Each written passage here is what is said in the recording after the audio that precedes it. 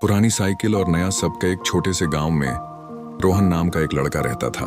रोहन को साइकिल चलाने का बहुत शौक था, लेकिन उसके पास एक पुरानी जंग लगी साइकिल थी जिसे उसके दादाजी इस्तेमाल किया करते थे।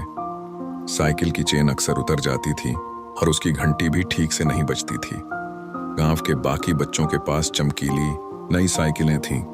वे रोहन को उसकी पुरानी साइकिल के लिए अक्सर चिढ़ाते थे। अरे रोहन, क्या तुम अभी भी इतिहास के पहियों पर घूम रहे हो? वे हंसते हुए कहते। रोहन को बुरा लगता, पर वह कुछ कहता नहीं। वह अपनी साइकिल को प्यार से साथी बुलाता था और खुद ही उसे साफ करता, तेल डालता। एक दिन स्कूल में साइकिल रेस का आयोजन हुआ।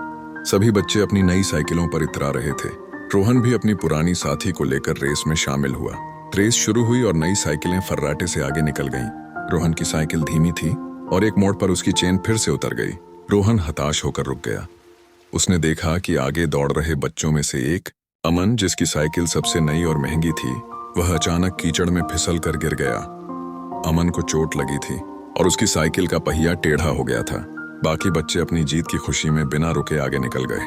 रोहन ने बिना समय गंवाए अपनी चेन को जल्दी से ठीक किया और अमन के पास पहुंचा। क्या तुम ठीक हो अमन? रोहन ने चिंता से पूछा। अमन दर्द में था। रोहन ने रेस की परवाह न करते हुए अमन को सहारा दिया और उसे धीरे धीरे किनारे पर बैठाया। उसने अपनी जेब से रुमाल निकालकर अमन के चोट पर बांधा।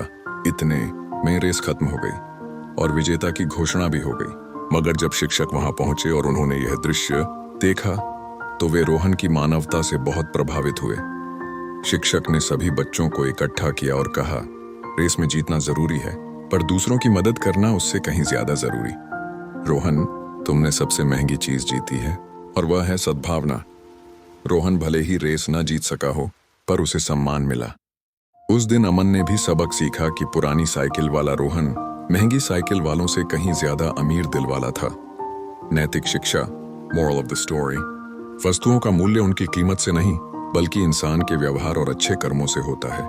जीवन की दौड़ में सफल होने से ज्यादा जरूरी है एक अच्छा इंसान बनना। क्या आप ऐसी ही दोस्ती या मेहनत से जुड़ी कोई और कहानी सुनना चाहेंगे?